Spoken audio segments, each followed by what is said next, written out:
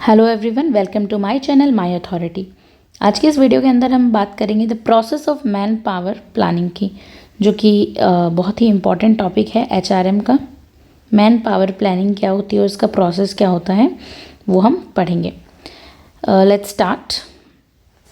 Man power planning also known as human resource planning, इसको HRP भी कहा जाता है। इसे शॉर्ट फॉर्म में हम क्या कहेंगे, ह्यूमन रिसोर्स प्लानिंग कहेंगे। Okay, and is the systematic process, ये बहुत ही सिस्टमैटिक प्रोसेस है ऑफ एंश्योरिंग। ये किस चीज़ को एंश्योर करता है, एन ऑर्गेनाइजेशन, किसी संगठन has the right number of people, कि किसी संगठन में जो काम करने वाले लोग हैं वो उनका जो नंबर है वो राइट हो, विद द राइट स्किल्स, कि राइट पीपल, राइट स्किल्स हो, अच्छी स्किल्स हो उसके पास जो ऑर्गेनाइजेशन को गोल तक पहुँचाए, right time to meet its objective, ताकि ये सब रहेगा तो जो गोल है ऑर्गेनाइजेशन का वो अचीव हो पाएगा। तो ये क्या एक इम्पॉर्टेंट सिस्टमैटिक प्रोसेस है, ये इंश्योर करता है, HRP इस चीज़ को इंश्योर करता है। This process is essential for aligning workforce capabilities with organisational goals and anticipating future needs. Future में जो नीड्स है, फ्यूचर की नीड जो ऑर्गेनाइजेशन का फ्यूचर में गोल है, उस चीज़ को, उस टारगेट को अचीव करने के लिए ये जो वर्कफोर्स है, पीपल की प्लानिंग करना वो बहुत ही इंपॉर्टेंट है, ह्यूमन रिसोर्स का प्लानिंग करना। ओके, नाउ हम समझते हैं, फर्स्ट पॉइंट में है कि अंडरस्टैंडिंग ऑर्गेनाइजेशनल ऑब्जेक्टिव। किसी भी संगठन के जो ऑब्जेक्टिव्स, गोल्स हैं उसको हम समझते हैं। The first step is man power planning. तो कोई भी ऑर्गेनाइजेशन कब चलेगा, जब उसकी मैन पावर जो होगी, जो उसके ह्यूमंस होंगे वो बहुत अच्छे से प्लान्ड होंगे। Is to clearly define the organisational strategic goals. जो ऑर्गेनाइजेशन के इंपॉर्टेंट गोल्स हैं उस चीज़ को क्लियरली वो डिफाइन करें। These objectives guide the work force recruitment requirements. ये जो है वर्क फोर्स की रिक्वायरमेंट, इस चीज़ को, ये जो ऑब्जेक्टिव हैं गाइड करते हैं। Ensuring that man power planning aligns with long term business priorities. और क्योंकि किसी भी बिजनेस की प्रायोरिटीज़ क्या है, बहुत लंबे समय तक उसके ऑब्जेक्टिव को अचीव करने की जो है वो इस चीज़ पर डिपेंड करती है, मैन पावर प्लानिंग पर। नाउ की एक्टिविटीज़ हम देखते हैं।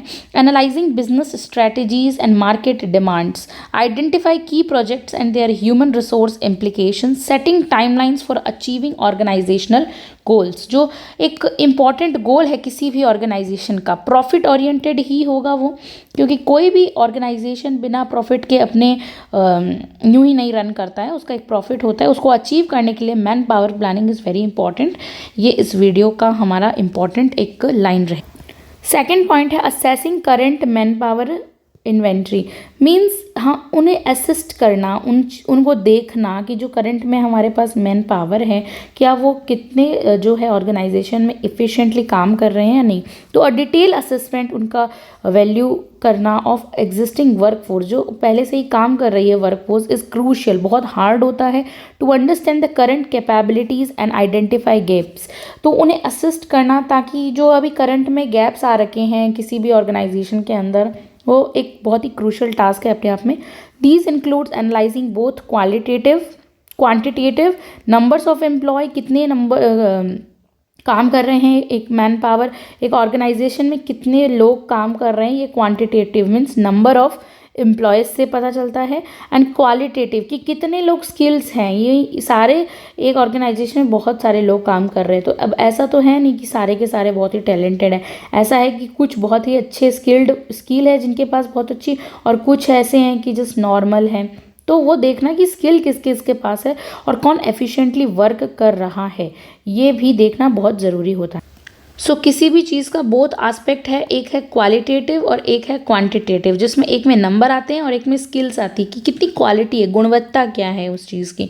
ओके, एक्सपीरियंस देखते हैं, उसमें स्किल्स के साथ साथ कितना एक्सपीरियंस है, क्या परफॉर्मेंस लेवल है, कौन अपना अच्छा से अच्छा कर रहा है, ये एस्पेक्ट्स होते हैं। नाउ की एक्टिविटीज़ देखते हैं, like creating an employee database with the detail like roles, skills and tenure, evaluating performance, उसकी परफॉर्मेंस को इवेल्युएट करना, देखना, एंड प्रोडक्टिविटी लेवल्स, कि उसका प्रोडक्शन कैसा है किसी इसमें ऑर्गेनाइजेशन में, आइडेंटिफाइंग रिडेंसीज और अंडर यूटिलाइज्ड रिसोर्सेज। जो रिसोर्सेज, जैसे ह्यूमन रिसोर्सेज का मतलब होता है कि बहुत एक किसी भी ऑर्गेनाइजेशन में, मैनेजमेंट में ह्यूमन एक बहुत ही फैक्टर जो है ह्यूमन का, वो बहुत इंपॉर्टेंट होता है। हर चीज़ एक ह्यूमन है, ह्यूमन के बिना कुछ भी नहीं है। तो ये अगर ह्यूमन प्रोडक्टिव नहीं है या फिर ये उपयोगी नहीं है किसी भी संगठन के लिए, तो इसका यूटिलाइजेशन नहीं हो सकता है। तो ये अंडर यूटिलाइज्ड है, राइट। अभी तक इसका यूटिलाइज नहीं हुआ है, तो उसको जागृत करना, right.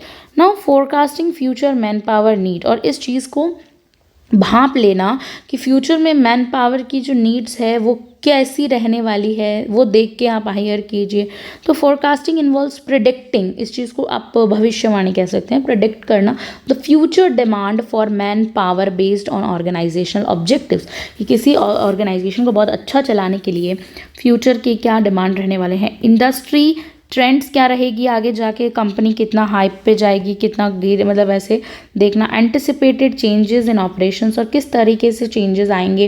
These ensures the organisation remains proactive rather than reactive to work force needs. और यही चीज़ अगर हम किसी चीज़ को प्रेडिक्ट कर लेते हैं ना, तो वो यही चीज़ है कि जो वर्क फोर्स है, हमें कैसी वर्क फोर्स चाहिए, ये उसका अनुमान लगाने में बहुत सही रहता है। की मेथड्स देखते हैं, ट्रेंड एनालिसिस देखना है हमें, बहुत इंपॉर्टेंट। ये की पॉइंट्स है जिससे हम पूरा पैराग्राफ इजीली एक माइंड में, हमारे माइंड मैप जैसा रहता है।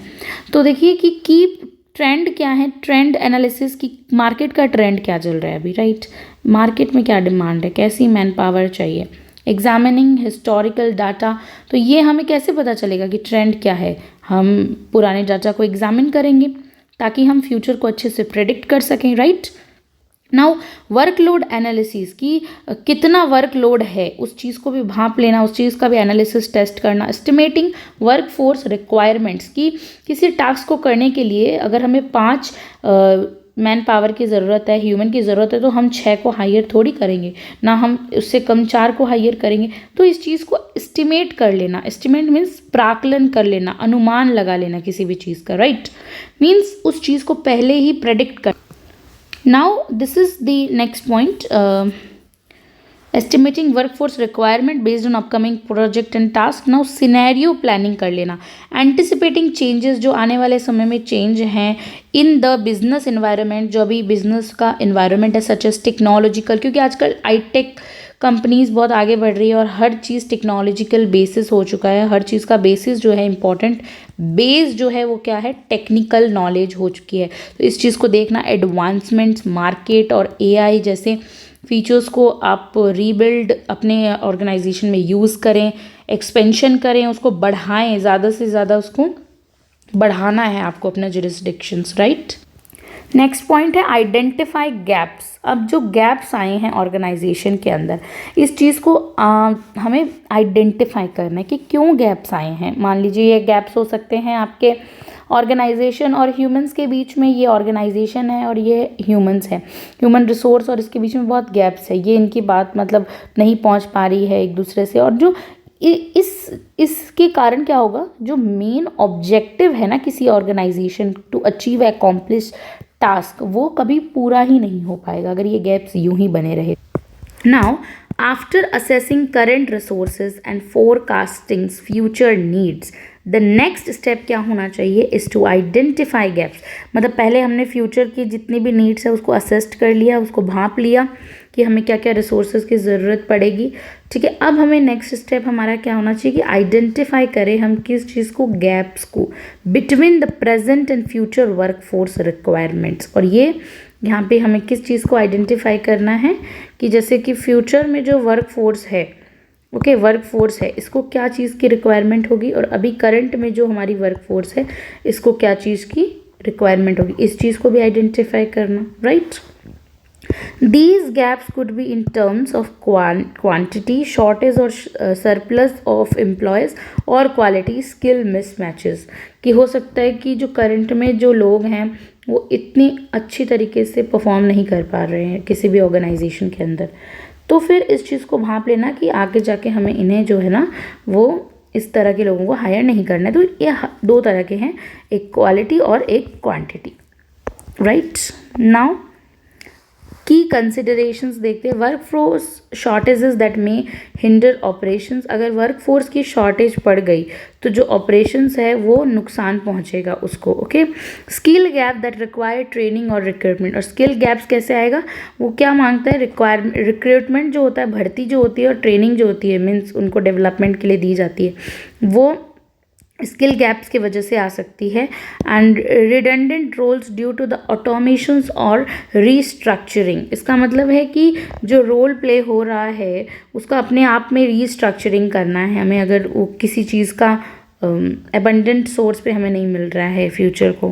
Okay, now developing action plans, it means developing action plans क्या कहते हैं कि वंस गैप्स आर आइडेंटिफाइड, अब गैप्स तो हमने ढूंढ लिए, किसी भी ऑर्गेनाइजेशन के गैप्स वगैरह तो हमने फाइंड आउट कर लिए मैन पावर के।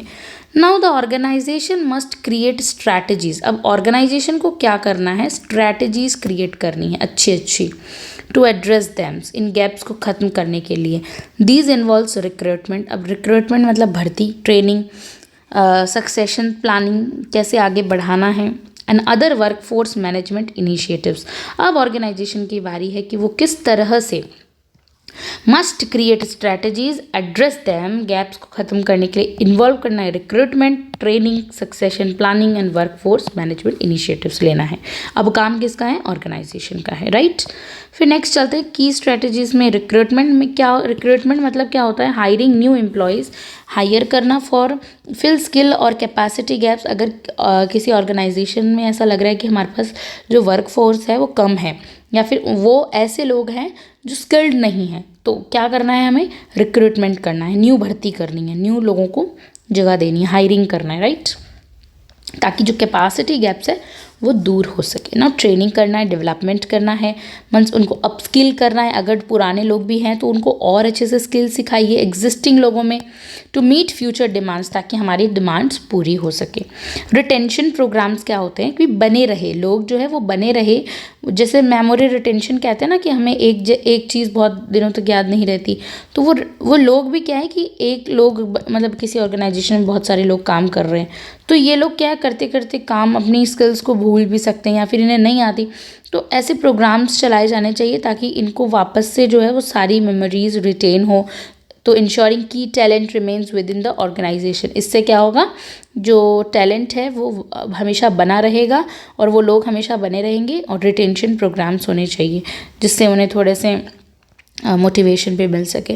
रिडेंसी मैनेजमेंट क्या होता है, phasing out roles that are no longer needed, और ऐसे मतलब जो लोग हमें नहीं चाहिए उनको फेसिंग आउट कर दीजिए, right. Now implementations of plans, next point is that implementing manpower strategies involves executing recruitment drives, training programs चलाने हैं और restructure करना है ऑर्गेनाइजेशन में। इनिशिएटिव्स, कम्युनिकेशन मतलब वार्तालाप, संचार जो है बहुत अच्छा होना चाहिए, कोऑर्डिनेशन, समन्वय स्थापित करो among new departments and are crucial to ensure smooth implementation, ताकि जो है हमारा काम है अच्छे से चले।